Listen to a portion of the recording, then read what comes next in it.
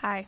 Tell us what you did this morning. Woke up, made coffee, did my hair, did my makeup.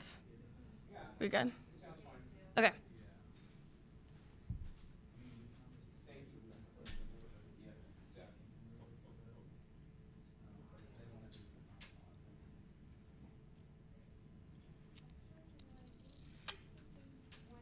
Quarter of.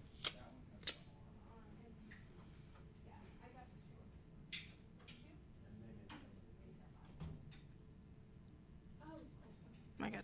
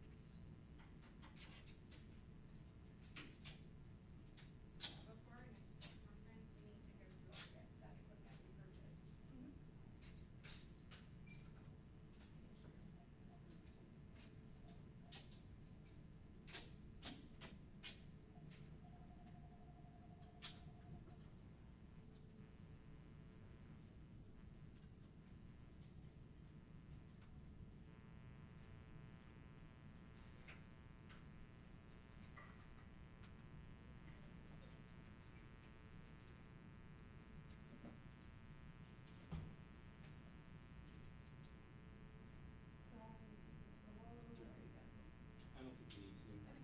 Nobody's gonna walk over there.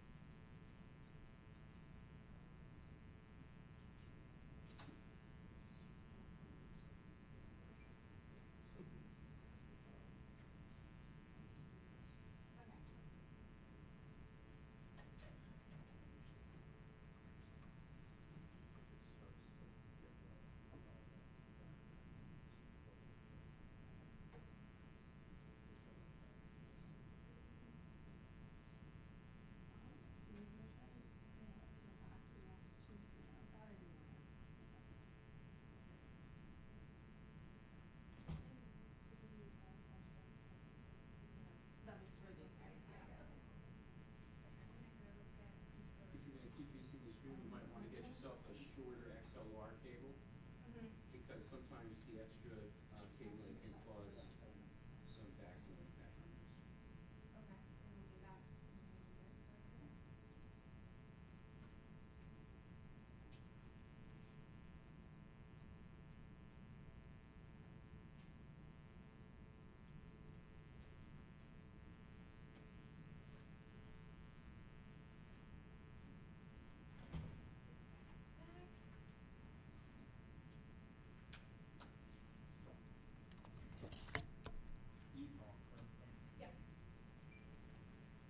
Good morning. Today we are going to have Chairwoman Elise Stefanik.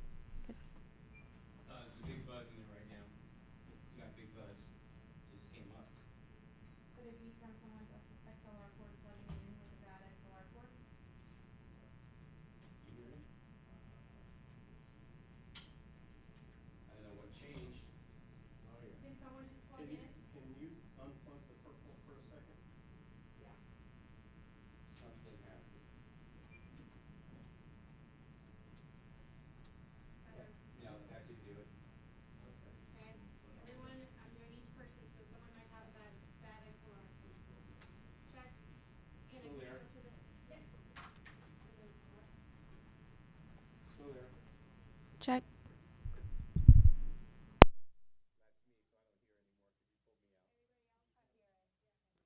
Okay. So then the last one is ours. So let's try to get this electrified.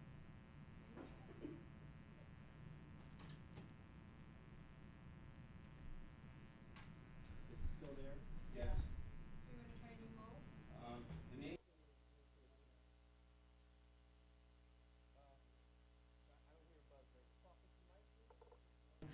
1, 2, 3. Buzz is there. Oh, you pulled out the input. No, it's back in now, but Yeah, that's what you were doing.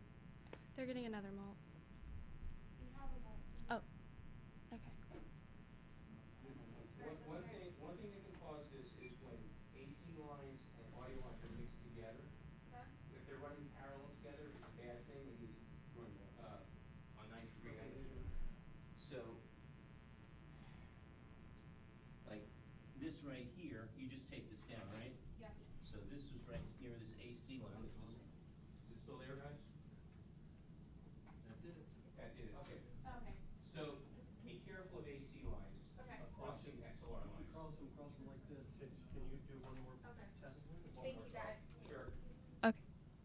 1, 2, 3. Yeah, clean. Awesome. Thank you. Thank you so much. Hold on, one more time, please. 1, 2, 3, 4. Good. Yep.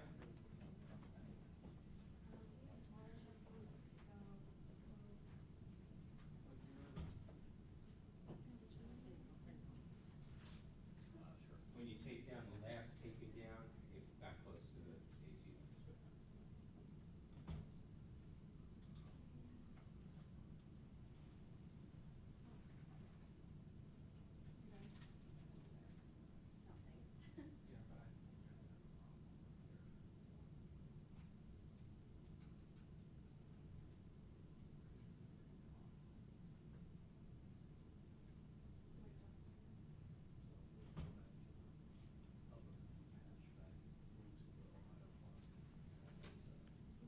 Testing. 1, 2, 3. No buzz? No buzz. Okay, we'll work on that. We're gonna get, I'll show you what it is so you know. okay. So Paige has a light set up here, or is this your light? I don't know whose light. Your light, okay, so if these cables touch this thing, it'll happen. Oh, So you wanna keep it separate. that's interesting. I didn't realize that. Yeah, Thank and you. also all this extra cabling, you wanna avoid it. Of course. Yeah. In a perfect world, we would Yeah. never have this much cabling, so I'm Right, so sorry. no, it's no problem. Just next time you probably wanna bring different size, different length cables if you have them. Yep, we'll do that. Thank you. Sure.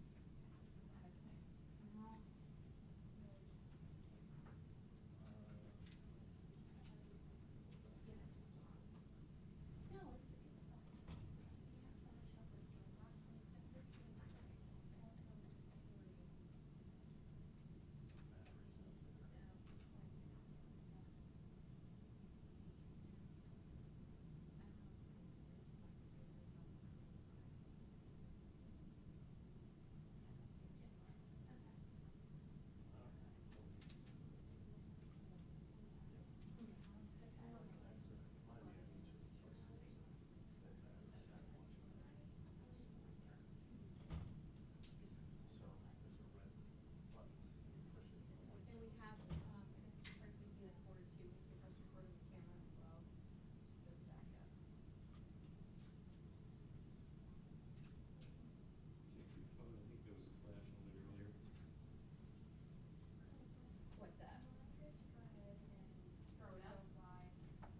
Yep. As long as it's all muted and all that good stuff. How do you get that flash? Is that on an iPhone or another phone? If you look under settings, Nicole's coming down. You saw Rebecca's text. Okay.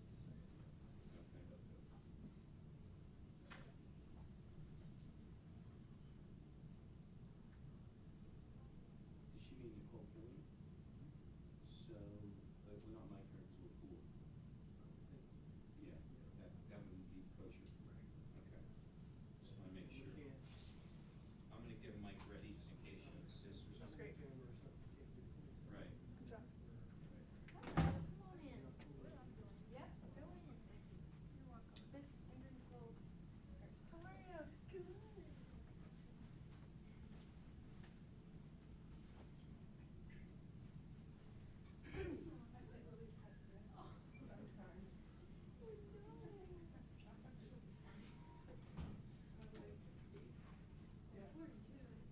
oh yeah, it's gonna be more. And that's not gonna take care of what we was asking about, doing it, and I tried to try it, this is not good.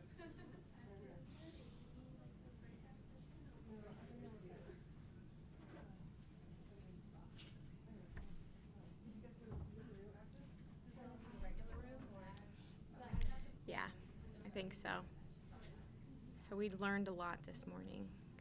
Now, 2, 3, 4, 5, 1, 2, 3, 4, 5, 5, 5, 1, 2, 1, 2.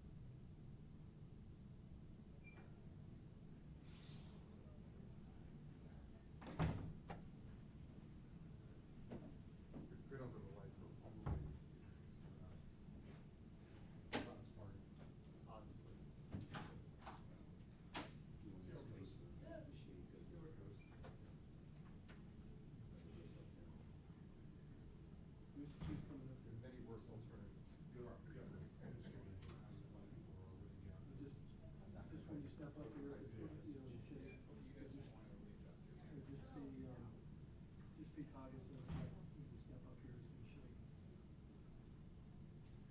Didn't say mom. It's not a lot anymore, couldn't do that.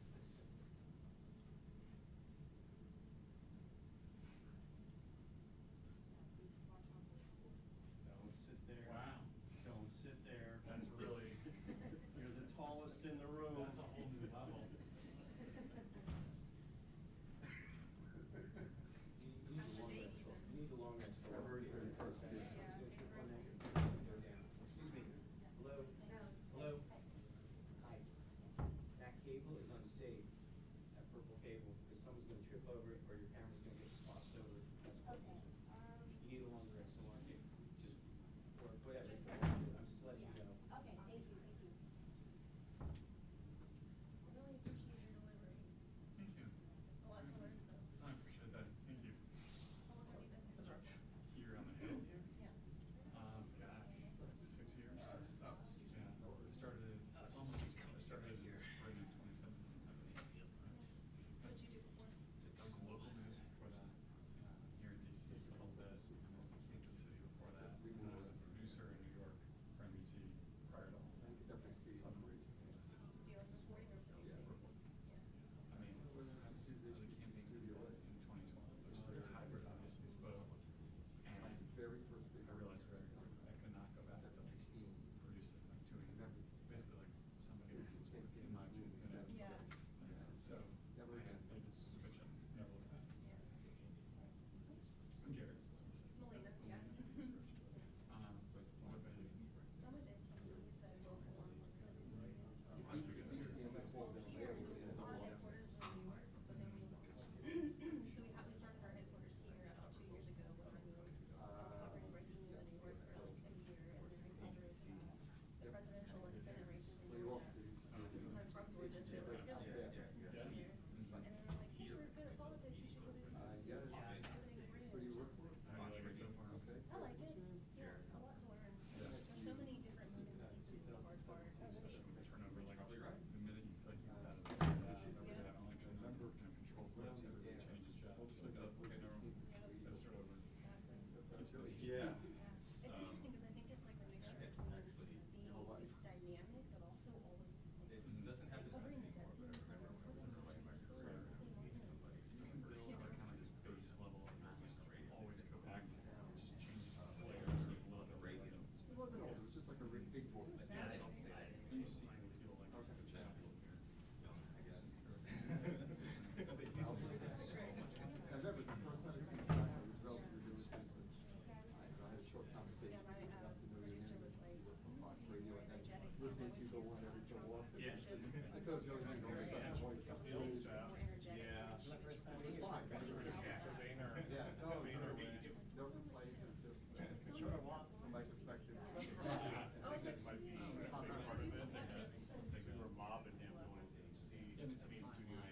line, like a certain amount of energy, but it's very easy to overdo it too. Yeah. Oh, not complaining. Sure. You want to be enthusiastic because you're interested in it, enthusiastic because you approve necessarily. Exactly, that's what I was telling her. It's a skill you have to definitely hone for sure. And I learned that a little bit during the election coverage because I was one of the people that was doing like the announcements for different races.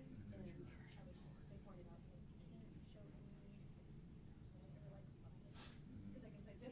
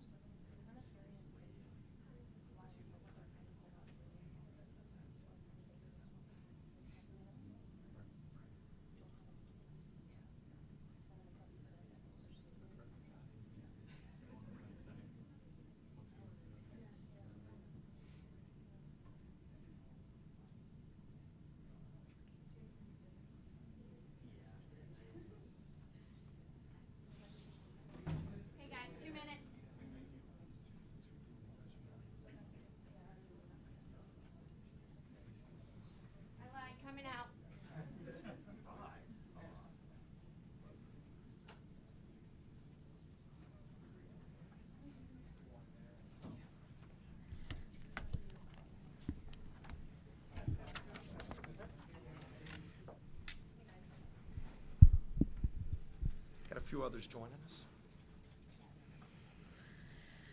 Good morning. This week, House Republicans are voting on legislation to restore our constitutional rights and freedoms after 2 long years of Democrats' COVID-19 power grab policies. The extended COVID lockdowns, like the ones we saw in my home state of New York, caused irreparable damage to our children's development, financial strain on our small businesses, and unnecessary deaths among our most vulnerable seniors due to former disgraced Governor Andrew Cuomo's deadly and fatal nursing home order. Under the guise of COVID-19, Democrats' authoritarian policies weaponized the federal government, forced unconstitutional vaccine mandates, and cost hundreds of billions in waste and abuse of Americans' hard-earned taxpayer dollars. This week, House Republicans will pass a bill that will force the federal government to acknowledge what the American people already know: the pandemic is over. In addition, the Freedom for Healthcare Workers Act will end the unconstitutional COVID-19 vaccine mandates that cost our healthcare workers who bravely served on the front lines in the wake of the pandemic. It cost them their livelihoods and caused a crisis of staffing shortages nationwide. House Republicans will also pass the Show Up Act. Americans across the country show up to work every day. There is no reason why federal employees should not be held to the same standard.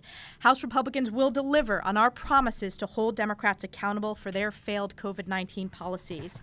And as the conference chair, every week we are highlighting one of our newly elected freshman members. And I'm honored to introduce our next speaker, Laurel Lee, newly elected from Florida's 15th District. Laurel. Thank you, Chairman Stefanik. Good morning, everyone. It is a pleasure to be here.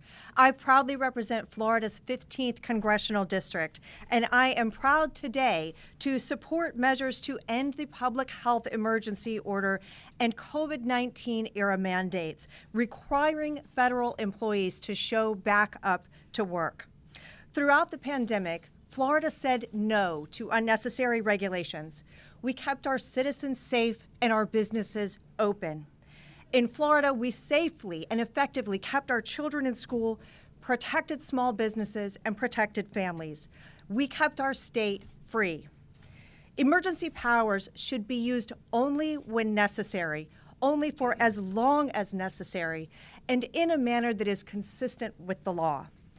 It is time for the rest of the country to join Florida and end unnecessary COVID-era regulations and restrictions and allow our businesses and our families to thrive. And with that, I will turn it over to Chairman Comer. Well, thank you and good morning. It's great to be here today with Chairwoman Stefanik and members of our Republican leadership team and conference. This week, the Oversight Committee will kick off a very busy oversight agenda with our first hearing investigating the massive waste of taxpayer dollars in pandemic spending. For the past 2 years, Democrats did not conduct a single hearing of oversight of what may turn out to be the greatest theft of American taxpayer dollars in history. After rushing through inflation-inducing government spending under the guise of pandemic relief, hundreds of billions of dollars have been stolen from American taxpayers, lining the pockets of criminals and foreign adversaries. But under Republican leadership, the Oversight Committee is returning to its primary duty to root out waste, fraud, abuse, and mismanagement in the federal government. We owe it to the American people to provide answers about how their money, whether spent under the Trump administration or Biden administration, was squandered. And we must identify solutions to prevent it from happening again. This week, we're also sending a strong message to the Biden administration. It's time to get back to work in person for the American people.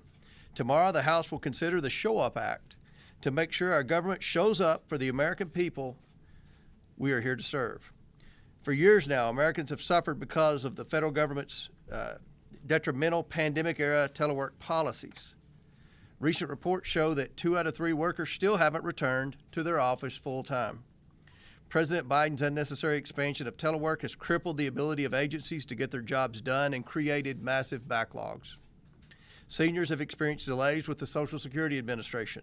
American taxpayers have struggled to get help from the IRS during tax filing season, and veterans have been unable to access their records. The Show Up Act ensures our government shows up for the people we are here to serve because American workers across the country show up every day. Federal employees should follow their example. And with that, it's my pleasure to turn it over to our whip, Tom Emmer. Thank you, Jamie. Last week, House Republicans passed the Strategic Production Response Act to counteract Joe Biden's reckless abuse of our Strategic Petroleum Reserve. In the first open rule held on the House floor since 2015, House Republicans came together. We stood united against Democrat poison pill amendments, and we won over and over and over again.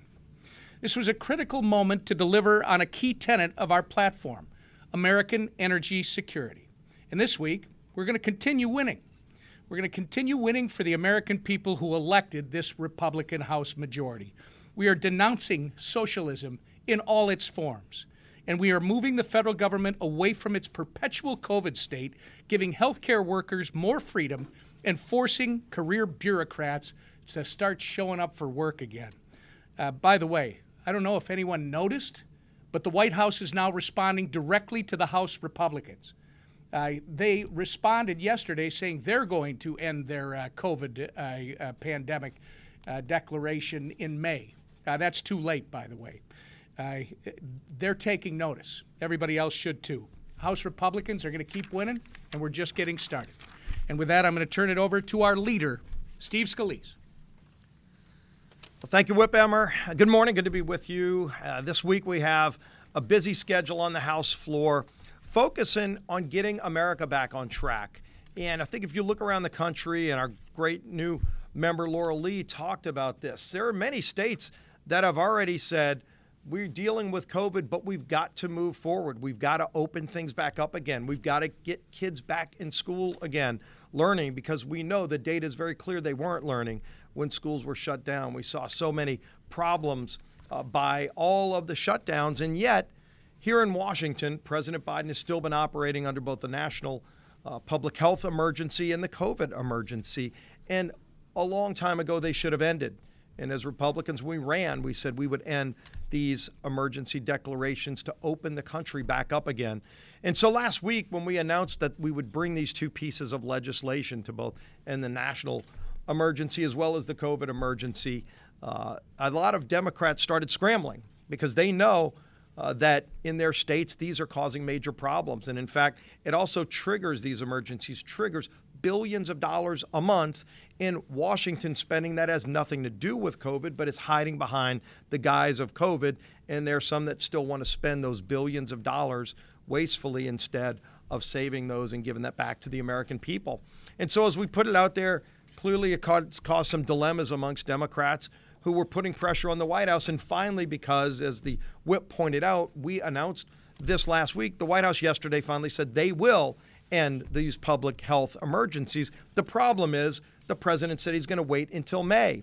Well, Mr. President, if you know it's the right thing to do, don't wait until May. Let's open our country back up again, get our economy back up again.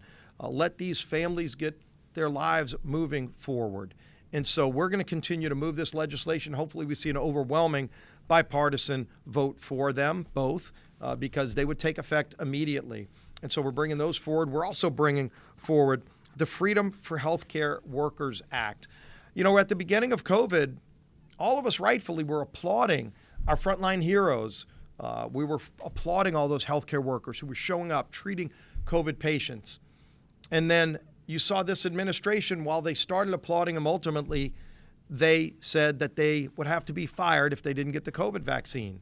And thousands of healthcare workers were forced to lose their jobs over that vaccine mandate. That wasn't even in law. It was a ruling that came out of CMS. And so what we are bringing forward is legislation to end that. Let's get those healthcare workers back to work. Let's continue to applaud them as the heroes that they are, not try to shame them or terminate their careers because they didn't get vaccinated from COVID.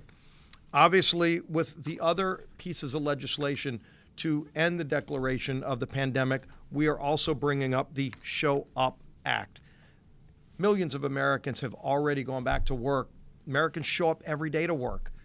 Washington shouldn't be the last place to get back to work. It should have been the first, but yet as we see today, at many agencies, more than half of their federal workers are not showing up to work. And it's hurting families back home across America. I know calls a lot of us get from constituents that are complaining about this every day tell us that this process is broken. I get calls from veterans still who can't get their proper Veterans Affairs benefits. These are people who served our country, risked their lives for our freedoms, and they can't even get their paperwork processed because they might need records, and somebody at home is not able to get the access to those records because they're not showing up for work. Our veterans showed up for work. Those employees at the federal level need to show up for work to help give them their benefits. There's still millions of taxpayers across the country in 2023 who still haven't gotten their IRS return from 2021 because IRS agents aren't showing up to work. This needs to end. People that are waiting on passports for more than 6 months at a time because you can't process a passport remotely from home. You need to show up at work. Families expect the federal government to do their jobs and work for them. They're surely collecting their paychecks. It's long past time that they show up for work as well. So we're bringing all of these bills as well as a bill to denounce the horrors of socialism. Maria Elvira Salazar, who's the author of the bill, has seen it herself. You talk about atrocities we've seen from totalitarian dictatorships. Over 100 million people worldwide have lost their lives to the horrors of socialism, and it's about time Congress stands up and denounces it. I encourage all of my Democrat colleagues to join us in voting for that piece of legislation as well. So with that, we'll be happy to take any questions. Chad. Mr. Scalise, good morning. Thank you.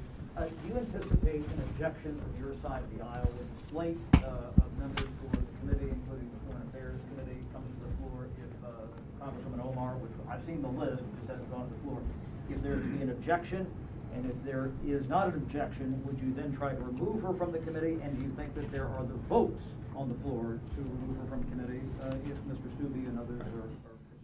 Well, first of all, the fact that the Democrats still haven't submitted that list, it's out there. If the media's seen it. On your side, though, that you guys were waiting to get your list. No, we've named our members of committees. The steering committee has done its work. We're waiting on the Democrats to submit their list because we want the committees to get up and running. There are only a few committees that the lists have come out from both sides, primarily A committees, the Rules Committee.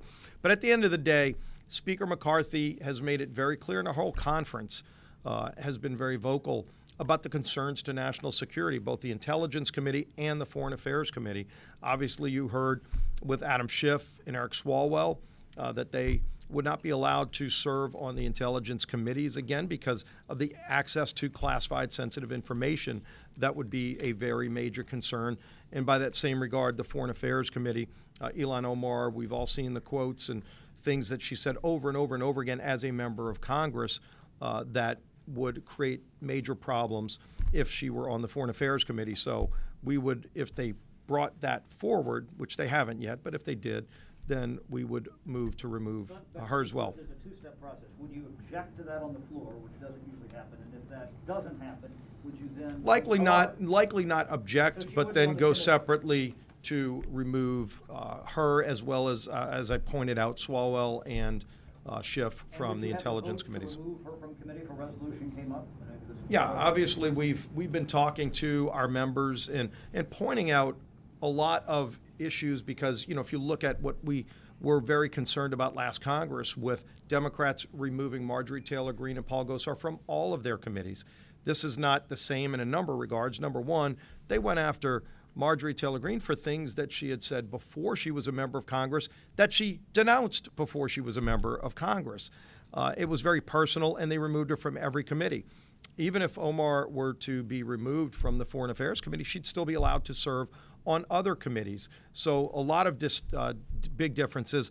And if Omar is concerned about being removed, probably be good if you would ask her why she voted to remove Marjorie Taylor Greene and Gosar from their committees, because she did vote to do that. Yeah. Question on the debt ceiling. The president has said he just announced he's going to release his budget March 9th. He said when is the Republicans going to release their budget? What can you tell us about the House Republican budget? When's it coming? What's it going to look like? And what's your message heading into this meeting with Biden on Wednesday? Obviously, there's timetables for releasing the budgets. The president's budget is due, I believe, prior to that date. Ours is due in April, so I hope the president meets his deadline, just like we're going to work to meet our deadline. At the same time, what you see coming up with the debt ceiling is a symbol of Washington's spending problem because the debt ceiling is literally the nation's credit card. It's got a maximum. And if you hit that maximum, and look, families have these conversations all the time. If they're spending more money than they're taking in, meaning you maxed out your credit card, President Biden said, just give me more money. He just wants to spend more money. Said he wouldn't even have a conversation with Speaker McCarthy. That's an untenable position. It's a recklessly irresponsible position for President Biden to take, to say just give him more money so he can keep spending money that we don't have. We have got to get control over spending in Washington. And what Speaker McCarthy said is we need to sit down and have a responsible adult conversation like families do. Because if a family maxes out the credit card, they're not just going to go get another credit card or ask the bank to raise the limit.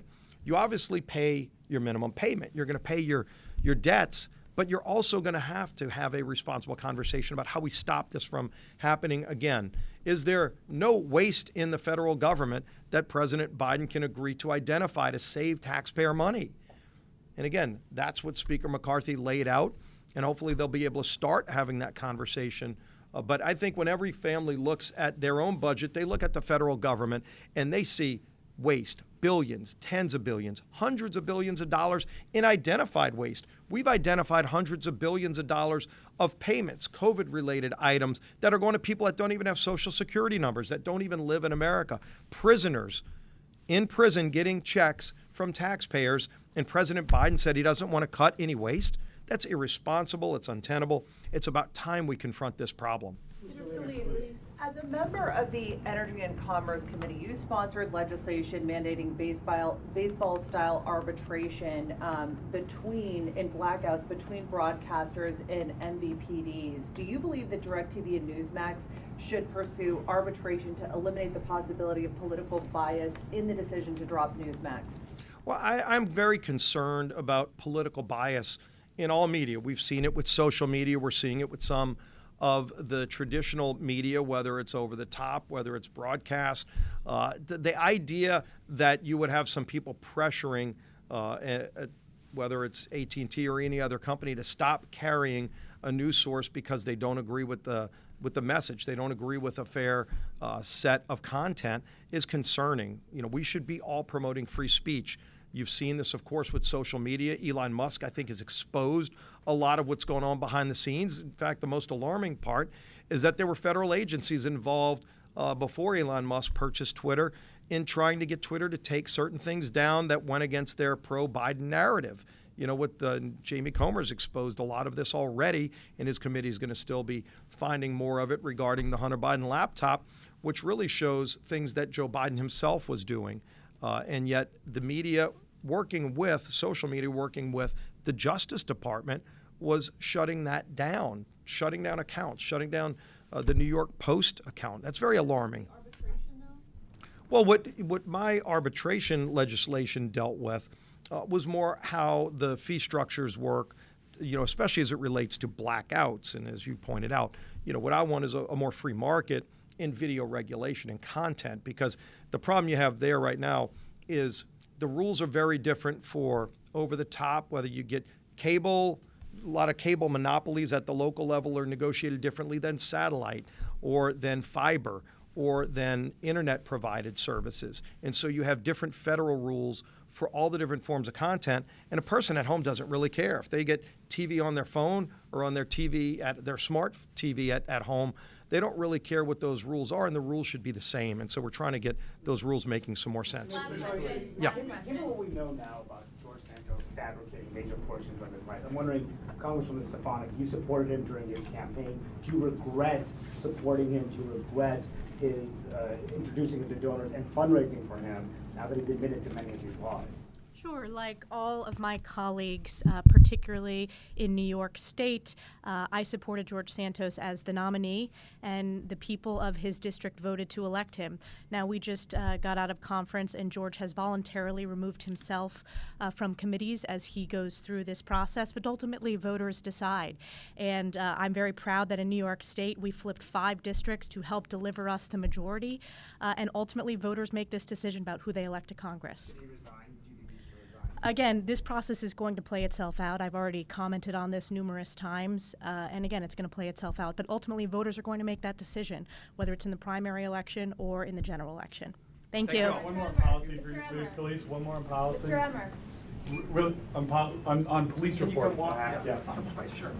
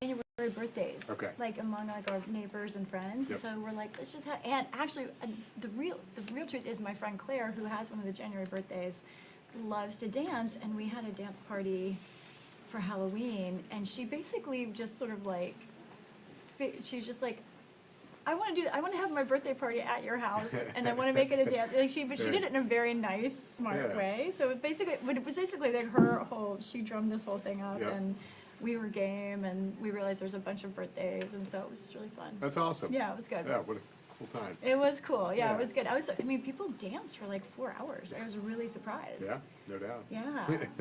It was Well, good. People I think wanted to. with a setting like what you created there, it was kind of easy to, right? You had to. Yeah, yeah. You wanted to. Yeah. I think that's right. And I Yeah. think people were ready. It was been a, you know, Yep. I think it'd been the same long weekend for a lot of people, or a long couple of weeks and all that. Definitely. So. Fun. Yeah, it was fun. It was good. All right, let's see.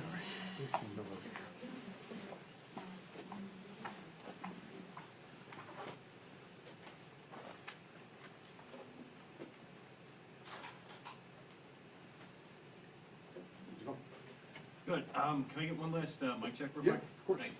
You're welcome.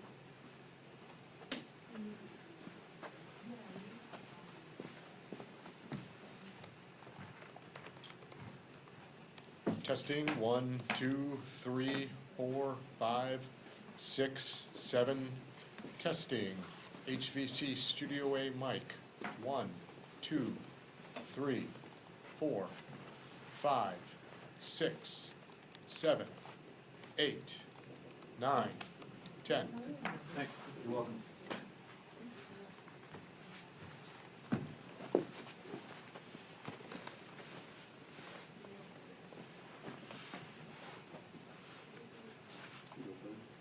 How are you doing? Good. What do you know? Much. Just over with the Republicans in HCA. Yeah, so I think that will likely to become their new venue or semi-regularly.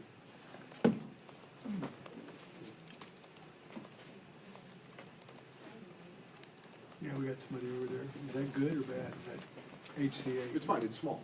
I don't know if you That's the remember. old, where Boehner used to do it. Yeah, the conference would do it back in the day. We haven't used it, post-COVID. But, it's totally serviceable. It got jam-packed.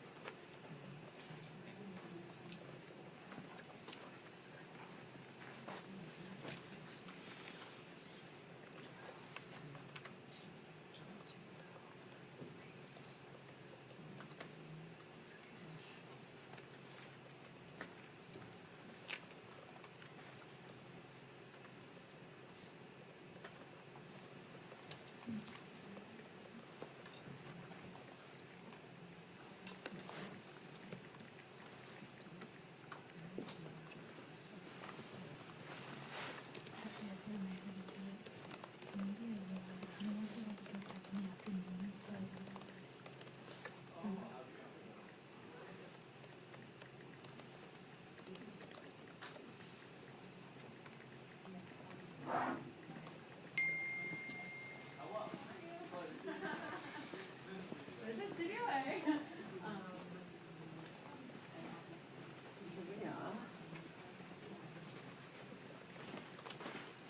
Take a seat. Hello. Good morning, What's my going dear. on? How are How are you? You look just cool and cozy. I am just trying to survive today. Yeah, I know, right? I'm feeling that vibe from everyone. I feel like we're all like, okay. In that space. It's the rain. It's the rain. It's the not good. blue. Yeah. Yeah, dude. Yeah. Yep. Just like, Yeah. There's a lot of like, it just feels like everything is The just vibes.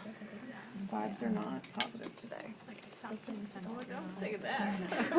The vibes are not positive today, okay? Let's have a silver lining on the cloud. Silver lining on the cloud. Give us a silver lining then. We need to do like a J-Lo affirmation. Like I was watching because I was like trying to make myself feel better. Her like how she does her. Yeah, it's better Wait, if you I Did you watched watch that this it? morning too, and I did my contour higher because she said to do it higher I because can it just go lifts the upstairs cheekbone. and just do it if you want. And she started like isn't that her thing? She's like, my family is joyous and my like it was like a weird like shaman to yourself like saying it. Wait, I didn't see that, but I did see the morning makeup routine. Okay, there was some point where I feel like she's just like she's like I feel joy for my family and it's gonna be healthy and happy. Okay, fine. I feel joy for my family. And it's gonna be happy. We have to do this so our face. Okay, okay. J-Lo, I get it. Maybe I dreamt this. I don't know, but I'm describing it. She had this whole like affirmation in her beauty routine. It was a key thing. We're fine. Exactly. Don't worry. People listening on the mic. Don't worry. It's all Fine. The women of the press corps are not near a mental breakdown at all.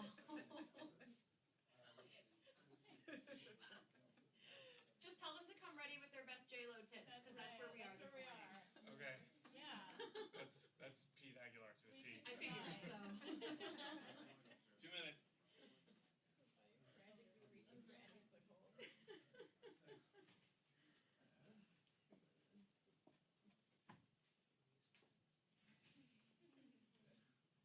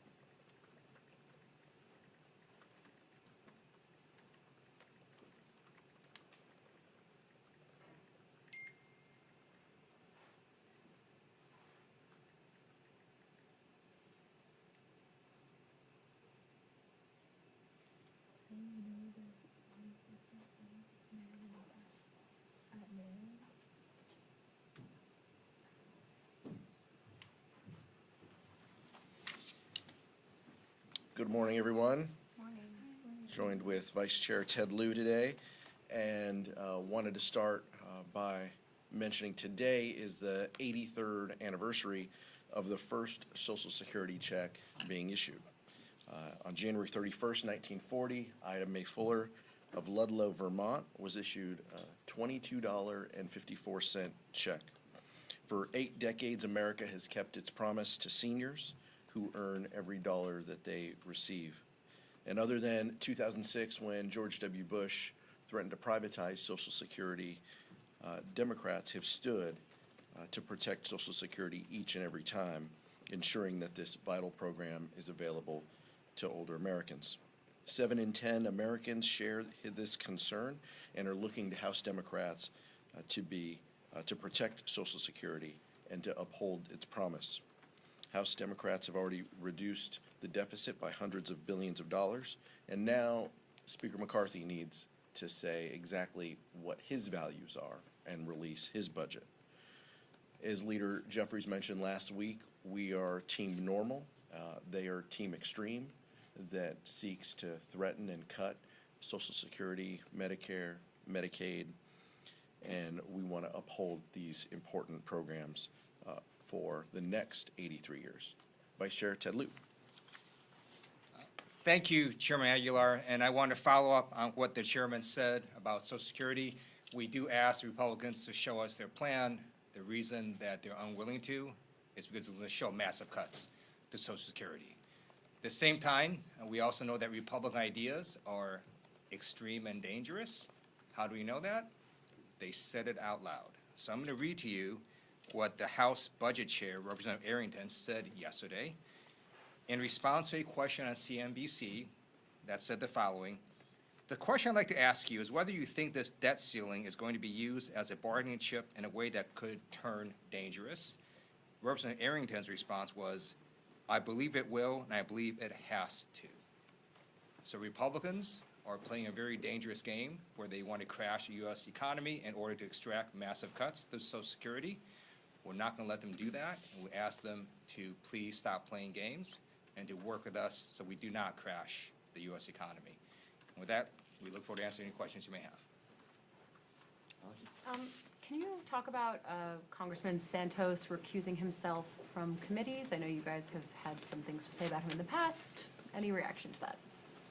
I'm just struck by the chaos, confusion, dysfunction of the Republican conference. They defended putting him on committees, and now they're announcing that he's not going to serve on a committee. So I don't understand what the play of the day is. We have said from the very beginning that George Santos is not fit to serve on any committees. Republicans defended him initially as they announced his committee appointments. So I'm pleased that they agree with us now. I just don't know if we can trust them, if this is just the decision of the week or if this is the final decision. But clearly, George Santos has some issues and concerns, and this is likely the outcome of his meeting with the Speaker. But it's unfortunate when Republicans are put in a position to defend someone who only has a passing relationship with the truth, and we'll see what the message is related to Mr. Santos for next week. Okay, Sure. I also urge George Santos to listen to his Republican and Democratic constituents and also resign from Congress as well. What do you expect to happen tomorrow at the meeting between Speaker McCarthy and President Biden? Well, our hope, as Vice Chair Lieu mentioned, is that Speaker McCarthy will detail his budget. President Biden has said very clear that he'll produce his budget in March. We want to know what Republicans value, and we want to know how they're going to protect Social Security and Medicare. And our belief is that they're going to have a tough time defending that if they could ever pass a budget in committee. Clearly, as the Vice Chair mentioned, with the Budget Committee Chair being willing to flirt with more chaos and confusion with bumping against our debt limit. We just don't know what their message of the week is. But President Biden has been very clear. We're going to protect Social Security and Medicare. What's your budget? where do you stand on these things? We hope that Speaker McCarthy takes the time to outlay where his conference is. But he has said that those two programs are off the table. Why don't you believe that? Well, he said he had the votes to be speaker, as well. And we sat there for 5 days and 15 votes. So I don't know what to believe these days. He said George Santos was fit to serve on committees, and now they don't. So we've seen how these things change. But if you just look at the budget itself, I mean, if you want to protect Social Security and Medicare, that's fine. How about our veterans? How about Medicaid programs that go to the states? You can't balance the budget unless you address all of those. And I think they're going to have a tough time defending the cuts that they're going to have to make to those vital programs. And we would welcome their pledge to protect Social Security and Medicare. I just don't know that we can believe it. Mr. Chair, thank you.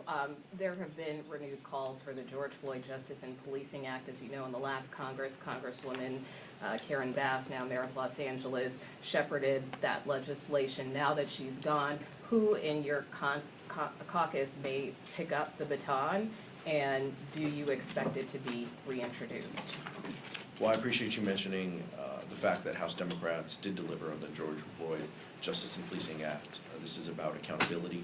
Our condolences go to the Tyree Nichols family. I know that Chairman of the Congressional Black Caucus, Stephen Horsford, has talked to the family. He has asked them to join him at the State of the Union. We look forward to giving our condolences as a caucus to them through Chairman Horsford. But the policies that we enacted about accountability, that is the standard. Unfortunately, Senate Republicans wouldn't go along with that level of accountability, and it's too bad. But we can continue to look toward our members in the committee process, but also the chairs. Former chair Joyce Beatty also played an instrumental role in guiding that piece of legislation, and I would expect that she will play a role moving forward, as well as the current chair, Stephen Horsford. So that's where I think our leadership will come from on this issue. Do you expect it to be reintroduced? I believe that you can count on us to introduce measures that will further accountability within policing. We have been very clear as a House Democratic Caucus. We believe in protecting our communities, giving them the resources to succeed, as well as the accountability. It is both of those measures combined. We have a strong track record on. We're going to continue to do that. So potentially something more targeted. Well, look, I'm gonna leave it to them and the committees to talk through what their plans are. But I think, given our track record, it's pretty clear what we support, what we have passed, what pieces of legislation we want to get to the president's desk. I'll let the vice chair. I just want to note that the Republican stance of not doing anything has not actually helped solve this problem.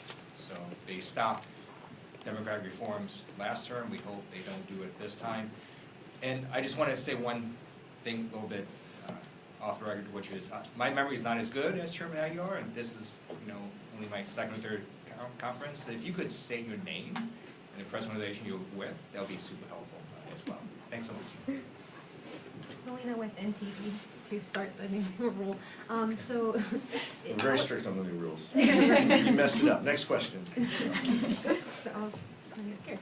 So your reaction to the Republicans' argument this morning, we just heard from them saying that they're bringing up the Pandemic is Over Act. They say it seems that the Biden administration reacted directly to them by announcing that the public health emergency will be over in May. What is your reaction to that? Our reaction is that this was likely the outcome that the administration was working toward. You can direct that to them, but we believe in a path to do this. We want to make sure that our communities aren't impacted, that our community hospitals aren't impacted adversely by any decisions that they would make. We want to make sure that the vaccine remains accessible to people. We understand that some proposals that they could be pushing could increase the cost of the vaccine. We want to make sure that testing is available through insurance programs. Those are the types of things that we're concerned about. It's about how this policy affects our community. We think that the administration having a timeline and having a plan to get there makes sense. What Republicans have advocated and pushed for is more abrupt and immediate. We don't think it's fair, and that's why I'll be voting no and encouraging my colleagues to do the same. Cassie Simeon with Spectrum News. I'm curious, on the Senate side, we're seeing bills introduced pertaining to gun violence legislation. Obviously, on the House, it's a little more difficult. Are there any discussions within the caucus to continue pushing for gun violence reform? I know last Congress, we saw, the Bipartisan Safer Communities Act. Is there an appetite across the aisle to get some votes to be able to continue the work on these reforms? I sure hope so. The safety of our communities is the priority of House Democrats, and as the Vice Chair mentioned, doing nothing should not be an option. We should be willing to find solutions. We should reach some consensus around that. This goes back for me personally. I know the Vice Chair's been working on these issues for a long time as well in the state legislature. I was a mayor against illegal guns back when I was in City Hall. These are issues that are deeply personal for all of us, as gun violence has ripped our communities. And it's dangerous, it's harmful, and we need to find solutions. House Democrats have continued to offer solutions. I believe authors of bills will look to add those and add other measures in that with the goal of protecting our communities. We look forward to them doing that, and we'll be making our decisions on what we co-sponsor, but we have a strong track record on this. And we hope that Senate Republicans join a meaningful discussion about gun violence prevention. We also have the Gun Violence Task Force within the House Democratic Caucus, providing strong leadership to us and guidance on what policies work. We look forward to lifting up their work in this next Congress. Eric? Eric Watson, Bloomberg. Any update on the possibility of using a discharge petition on the debt ceiling? And are House Democrats mostly just waiting for Biden to take the lead on this? Or what role do you see House Democrats taking on the debt ceiling as far as discharge? Well, let's see how the meeting goes tomorrow. Right? We want Speaker McCarthy to detail his budget and his plan. He needs to say, he needs to agree with the other three legislative leaders to end the brinksmanship and to make sure that we don't negotiate the full faith and credit of the United States. That's what we hope happens, as well as him detailing his budget plans. These are perfectly appropriate discussions that should take place in the appropriations and budget committees. But what we shouldn't do is fuel continued chaos and confusion and brinksmanship related to the debt ceiling. I think Chairman Aguilar answered that. Last question. Chairman Aguilar. Nick, and then we'll do two. Go ahead, Nick. Nick Wu with Politico. What does it say about Republicans that they're punting the vote to remove Congresswoman Ilhan Omar from her committees, and it looks like they're still trying to round up votes? I mean, look, you've been here all month, Nick. I know it feels like it's Groundhog Day, but it's not yet. All month, this has been continued chaos and confusion. They passed 6 of the 11 bills that they said they would initially. They don't have the votes for these bills.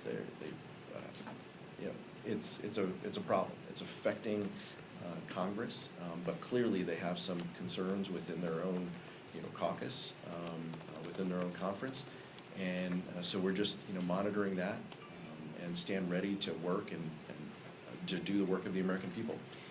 That is our focus. How do we increase opportunity in this country? How do we create better jobs, good-paying jobs, safer communities? That's going to continue to be our focus. We're not going to be distracted by their chaos, although we know it's there, and we know it continues each and every week. I'm Arthur from HuffPost. Steve Scalise said this morning that Democrats had not actually formally made their committee appointments. He was answering a question about Omar. What's with that? What's the timing on that? And then what is your reaction to their threat to remove her partly because she voted to remove Marjorie Taylor Greene from committee in 21? Yeah, committees are being populated. I've been on the House floor offering privilege resolutions with Elise Stefanik. We have been populating these committees together, so nothing is different in that regard.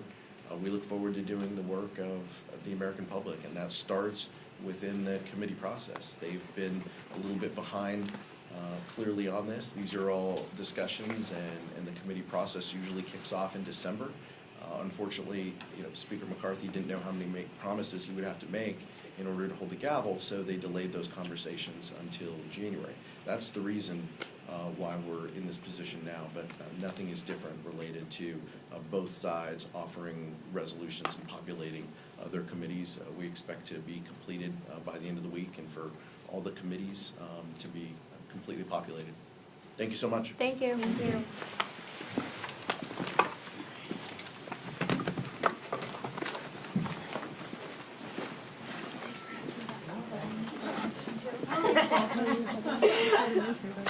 Well, it's better than the Karen? sound bites that I've been working with all morning thus far.